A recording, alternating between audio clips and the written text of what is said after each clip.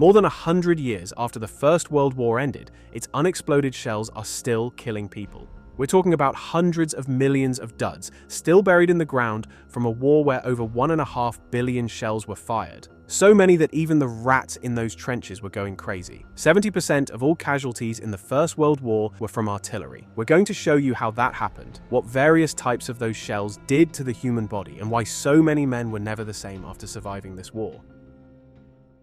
Believe it or not, the story of artillery begins with Chinese alchemists who were searching for an elixir of immortality. They never found it, but what they did find was that combining saltpeter with sulfur and charcoal created an explosive compound. The earliest weapons to use it appeared around the year 1000 in the form of fire lances, which were basically bamboo or metal tubes mounted on spears that ejected flames and shrapnel when packed with gunpowder. These early fire lances worked essentially as flamethrowers with a range of about 3 meters.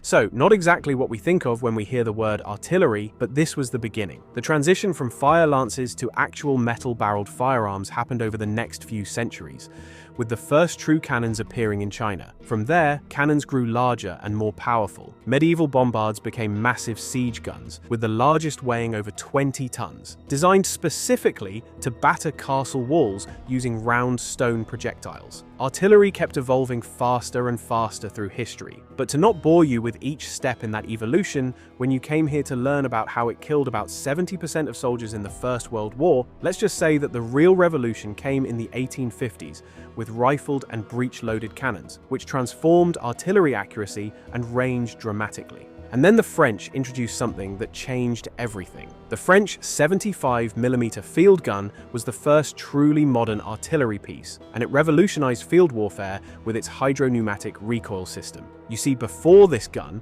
artillery pieces would jump backward violently when fired, requiring the crew to re-aim after every shot. The French 75 solved this problem with a barrel that slid backward on rollers while the gun carriage remained completely stationary. A hydraulic cylinder absorbed the recoil energy, which was equivalent to stopping an automobile traveling at 100 miles per hour within 3 feet. And compressed air returned the barrel to firing position so smoothly that the gun was ready to fire again almost immediately. The result was a firing rate of 15 to 30 rounds per minute. Compare that to just 1 or 2 rounds per minute for pre-recoil artillery, and you can see why this was such a dramatic improvement. The smoothness of this system had no equal when it appeared, and wouldn't for at least another 10 years. The French treated the recoil mechanism as a state secret, scattering production of parts around France so that only those responsible for final assembly knew how it actually worked.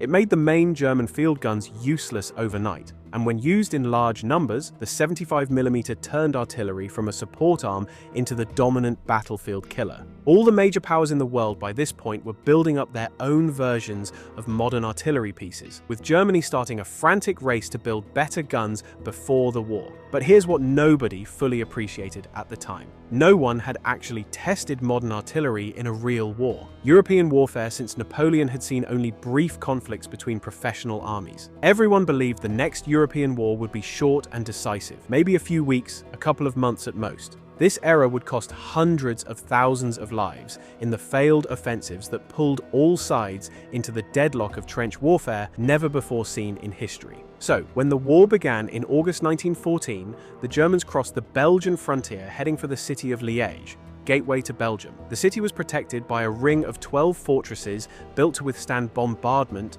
from 210mm guns, which at the time were the largest mobile artillery in the world. Belgian planners believed these fortifications could hold for a month, but the Germans arrived with something the Allies had never seen before: 2 prototype 420mm siege howitzers. Nobody knew these weapons even existed. Within days of the first shell striking, fort after fort surrendered. Fort Longines fell when a single 420mm shell struck its ammunition magazine, causing a massive explosion that killed 350 of its garrison and blew the fort to pieces. The entire ring of forts that was supposed to hold for a month was reduced in just 11 days. The same thing happened at Namur, where the Big Berthas and Austrian Skoda 305mm mortars battered the fortress into surrender in just 4 days. Fortifications that had taken years to build and cost enormous amounts of money crumbled in hours. The Germans had shown that no fortress could stand up to their heavy artillery, and this changed how everyone thought about defense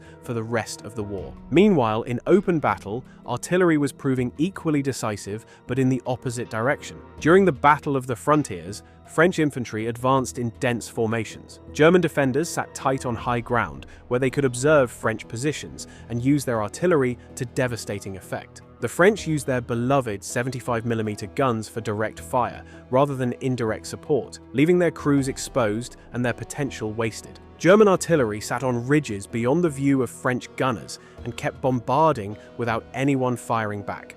August 22, 1914 became the bloodiest single day in French military history, with 27,000 soldiers killed in 24 hours. The French doctrine of offensive spirit, which put morale and rapid infantry assault above firepower, proved disastrously wrong against modern weaponry. Then, something strange began to happen. Artillery and machine guns made movement above ground so deadly that it forced men underground. Both sides concentrated on protecting their own troops by digging deep into the earth. What happened next was a series of attempts by each side to outflank the other. Each time one army tried to swing around the enemy's flank, the other extended its line to meet them. And each time the armies met, the defending side dug in and the attacking side couldn't break through. This kept going until the race ended at the coast, when there was simply no more room to outflank anyone. Trenches that began as simple rifle pits grew deeper and more elaborate as heavier artillery was brought up. The result was an unbroken line of trenches stretching approximately 450 miles. The war everyone expected to be over before Christmas had become something entirely new. A siege on a continental scale where artillery would reign supreme,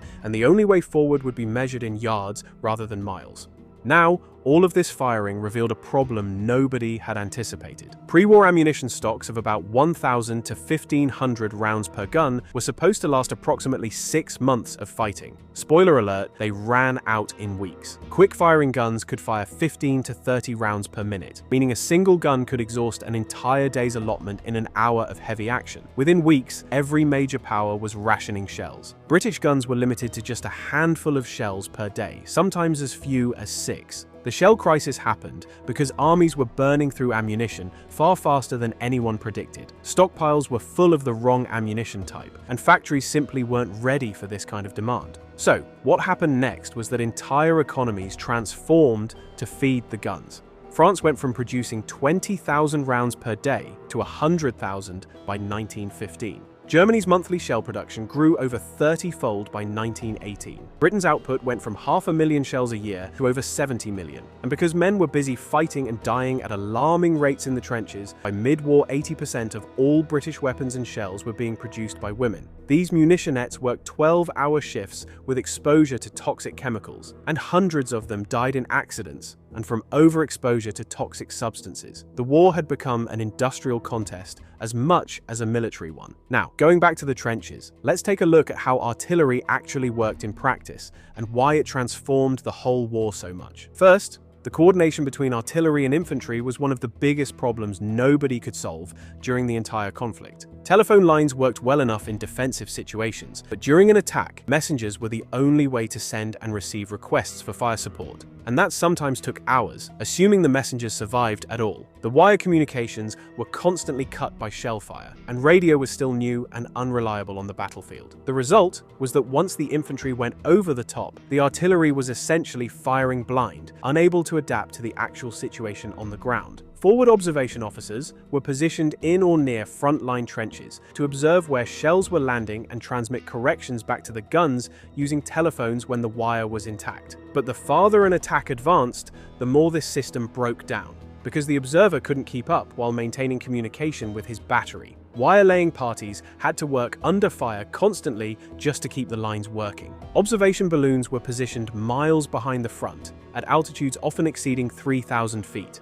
Able to see up to 11 miles with the best binoculars. These balloons were connected to ground by telephone for real-time corrections, but being filled with hydrogen, they were easy targets for enemy aircraft. Balloon observers were called balloonatics for serving in one of the war's most dangerous jobs. However, unlike the plane pilots of the time, they actually had parachutes, and in 116 American jumps, not a single one failed to open. Aircraft became the main way to gather information for artillery by 1918, using visual reconnaissance, aerial photography for mapping enemy positions, and wireless communication for real-time corrections. Pilots would fire smoke signals over targets for batteries to calculate range. But there was another war happening that most soldiers never saw: the deadly hunt between artillery batteries. Counter-battery fire was the war within the war, and many lives depended on it. The targets were the enemy's guns and the men serving them. But before enemy artillery could be attacked, you had to find it first. Their positioning behind the front lines meant that some creative solutions had to be developed. Sound ranging was one of the cleverest ideas of the war, developed primarily by British scientists. The method involved a network of listening posts equipped with microphones that recorded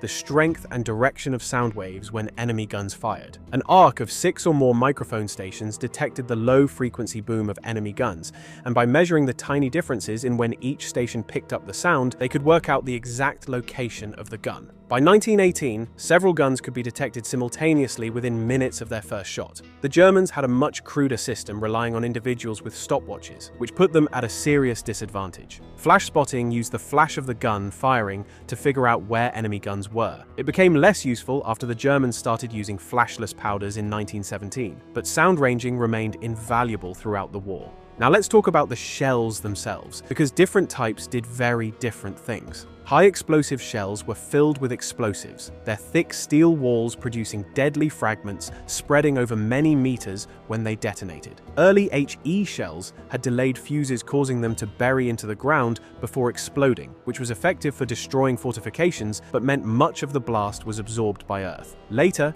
impact fuses came along that detonated the shell the moment it hit any surface, making them more effective for cutting barbed wire. Shrapnel shells were named after Lieutenant General Henry Shrapnel, who invented the design in the late 18th century. These were hollow steel projectiles filled with 200 to 500 lead or steel balls, and a gunpowder bursting charge exploded by time fuses set before firing. When properly timed, the shell burst in the air above enemy troops, ejecting the balls forward at the velocity of the shell itself. Basically, a shotgun blast from above. Shrapnel was effective against troops in the open, but useless against entrenched positions or shelters. Gas shells represented a whole different category of horror. You see, after experimenting with chlorine gas released from cylinders, which depended entirely on wind direction, someone got the idea to deliver chemicals through artillery shells instead. This opened up a new level of horror in the First World War, because now gas could be delivered precisely to any target at any time. France produced the first gas shells in mid-1916 by filling explosive shell casings with chemical payloads, and Germany quickly followed with their own versions. The Germans even developed a color coding system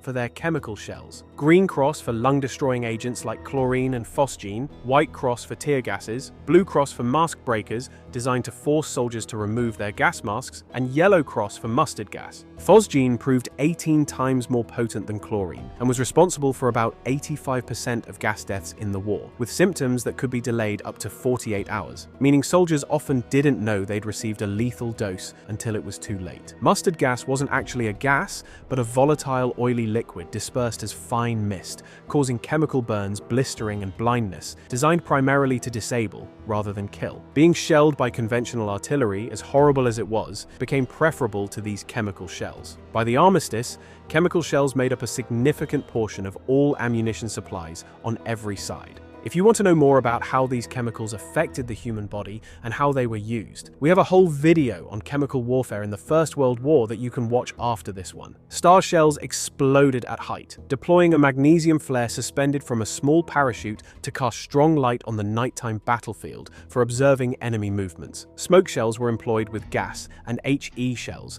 to blind enemy artillery spotters and machine gunners, particularly valuable during advances. The Germans and Austrians also employed concrete piercing penetrating shells with time delay fuses for their super heavy siege artillery, designed to punch through reinforced fortresses before exploding inside. But here's something that doesn't get talked about enough. Dud rates were a critical problem throughout the war. Estimates suggest 30% of shells fired in the Somme preliminary bombardment failed to explode. Problems included faulty fuses, quality control issues from rushed wartime production, and improper storage. At the Somme, the combination of mostly shrapnel shells, which were useless against dugouts, and the high dud rate meant German defenses remained largely intact despite the massive bombardment. We'll come back to the unexploded shells later, because what's still buried in the ground today is its own story. Now let's look at the tactics that evolved around all this firepower. The French and British initially used prolonged bombardments before an infantry assault, trying to completely destroy the defenders.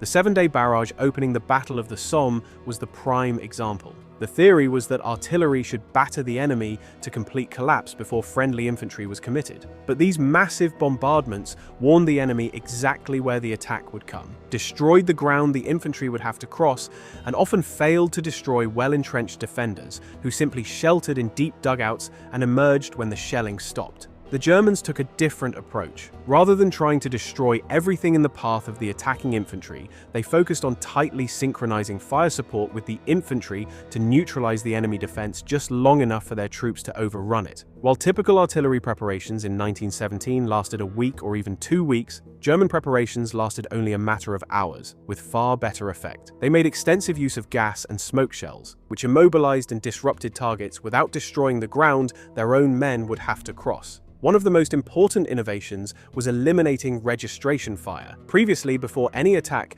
artillery had to fire ranging shots to calibrate their aim, which gave away their position and warned the enemy. The Germans developed mathematical techniques to predict corrections from careful measurement of weather conditions and each gun's characteristics. When properly applied, this allowed accurate fire without any warning shots. The first attack of Operation Michael in March 1918 began with a barrage of 3.5 million shells in 5 hours, almost 200 shells a second, with the German guns firing in complete surprise. The British were actually developing similar techniques, and some historians argue they were years ahead of the Germans in this area. The solution to the communication problem between artillery and infantry was to advance the artillery fire on a preset schedule. This evolved into the creeping barrage, placing a curtain of artillery fire just ahead of advancing infantry, shifting forward at a predetermined rate, typically 50 meters per minute. At a prearranged time, large numbers of field guns opened fire on a line, and after a set number of minutes, the curtain of fire would lift onto the next target. The attacking infantry were trained to follow closely behind this moving wall of their own artillery fire, keeping pace whether they were ready or not. But the creeping barrage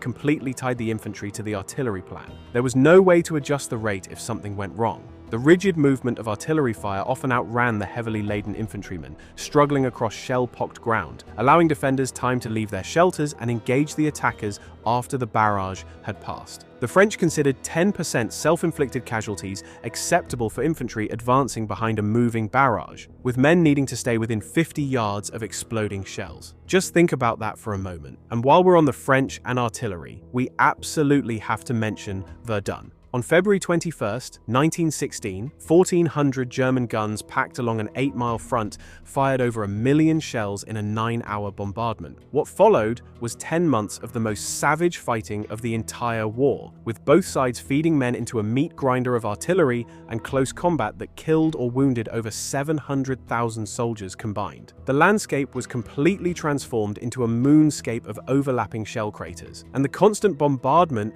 meant bodies couldn't be recovered. Men fought among the rotting remains of their comrades. And then there was Third Ypres, also known as Passchendaele, which showed what happened when massive bombardments destroyed more than just the enemy. More than 3,000 guns, firing 4.5 million shells in a 10-day preliminary bombardment, completely destroyed the drainage systems that kept the low-lying Flanders fields from flooding. When the rains came, the battlefield turned into a sea of mud. Soldiers sank to their waists. Men, horses, and tanks literally drowned in the muck. Artillery couldn't be moved forward because guns sank deeper with each shot. The British gained about 5 miles at a cost of over 250,000 casualties. By the Battle of Amiens in August 1918, the British had learned how to combine infantry assaults with gas, artillery, tanks, and aircraft in a coordinated attack. Allied infantry followed close behind the creeping barrage, while tanks crushed wire and silenced machine gun posts. Aircraft strafed trenches and bombed supply lines, and before the attack even began,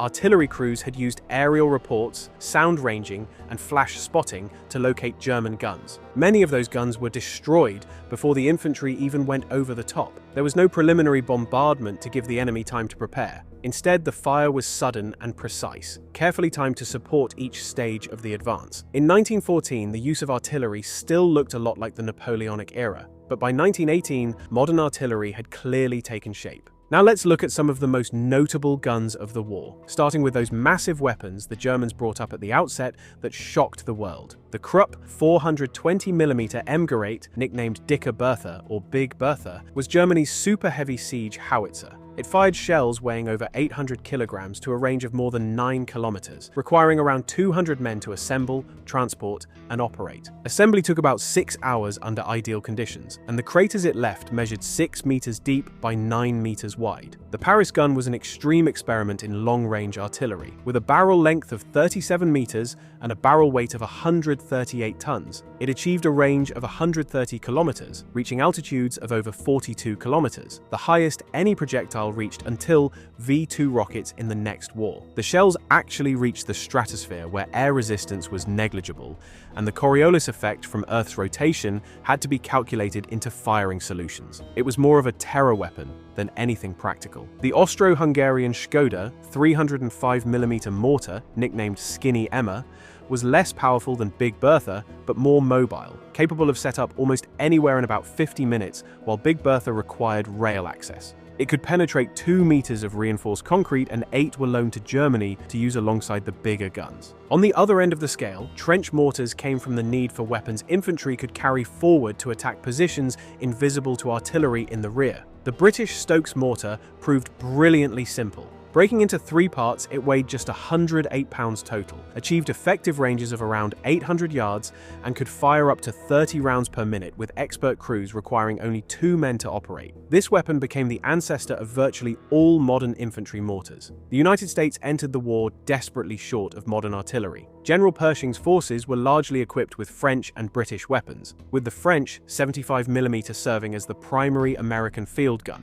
So now let's take a look at what it was actually like to be an artillery crew, because although they were far from the trench horrors, they didn't lack any trouble doing their job. Daily routines began with pre-dawn readiness, followed by assigned targets where specific portions of enemy trenches were marked for destruction that day. During active operations, batteries might fire 800 to 1,000 rounds per day, with firing broken into periods and reliefs every 4 hours due to the physical demands. The shells were not light, and crews had to maneuver them all day long. There was sustained rapid fire causing exhaustion, exposure to elements in open pits, constant noise damage to hearing, and sleep deprivation during bombardments where crews might fire continuously for days, like the preparation bombardment for the Somme that lasted 7 days around the clock. The greatest threat to artillery crews was counter-battery fire, where the enemy located firing guns and directed retaliatory bombardment. Gas was particularly dangerous because crews couldn't wear masks while rapidly serving guns, and gas shells contaminated positions for hours or days. Defective shells occasionally exploded in barrels, destroying guns and crews, and a lucky enemy hit on ready ammunition stored in gun pits could detonate the entire stock. But as bad as it was for the gun crews, it was far worse for the men on the receiving end. A German soldier at the Somme described how they were under incessant bombardment, day and night, shells of various calibers coming upon them constantly. Their dugouts crumbled and fell upon them, and they had to dig themselves and their comrades out. Sometimes they found them suffocated, sometimes smashed to pulp. Soldiers in the bunkers became hysterical, wanting to run out, and men had to physically hold them back to keep them in the comparative safety of the deep shelters. Even the rats became hysterical, coming into their flimsy shelters seeking refuge from the terrific artillery fire. They had nothing to eat, nothing to drink, but constantly shell after shell burst upon them. Different weapons produced distinctive sounds that experienced soldiers learned to recognize. Whiz-bangs was soldier slang for German 77mm field gun shells which traveled faster than the speed of sound. So soldiers heard the whiz of the traveling shell before the bang from the gun itself, giving virtually no warning. Woolly Bear referred to the burst and smoke of any big German high-explosive shell. Gas shells often had a quieter, distinctive plop when they burst, which soldiers trained to recognize. Because of this, gas attacks were often masked by mixing gas shells with standard HE shells, so soldiers couldn't hear the distinctive sound and wouldn't realize in time to put their gas masks on. The randomness of death was especially hard on the mind. A man could survive 100 near misses and then be killed by a shell that landed in exactly the wrong spot at exactly the wrong moment. And this brings us to answering the question in the title of this video. As you now see just how many shells were fired and how constant the bombardment was, you probably start to realize why artillery killed such a high percentage of soldiers. But there are several really disturbing things this enormous shelling did to the human body that we need to talk about. First, the wounds were completely different than what would happen to a soldier shot by a bullet. 60 to 70% of all battlefield casualties in the First World War were caused by artillery. Shrapnel fragments severed and destroyed whole parts of the body and caused huge blood loss. Hot flying metal could tear through flesh to create twisted, ragged wounds or even rip faces off entirely. Soldiers died from blast alone, their lungs destroyed without an outward mark on their bodies. Burial alive was horrifyingly common, with explosions disinterring hastily buried bodies while burying other men alive. In 2018, archaeologists found remains of 21 German soldiers in a shelter who were buried alive when an Allied shell exploded above their tunnel. They were found in sitting positions on a bench or lying down, exactly where they'd been when the earth came down on them. Germany performed approximately 67,000 limb amputations during the war, Britain approximately 41,000.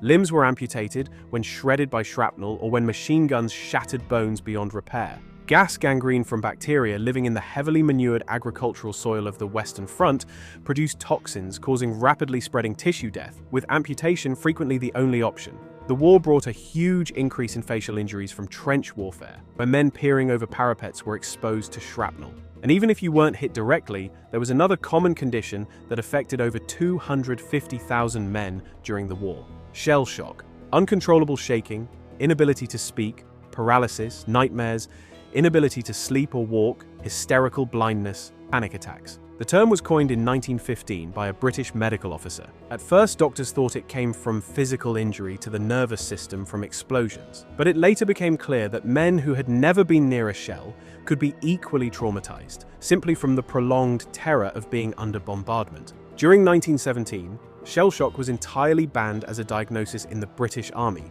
and mentions were censored even in medical journals because the numbers had become too alarming.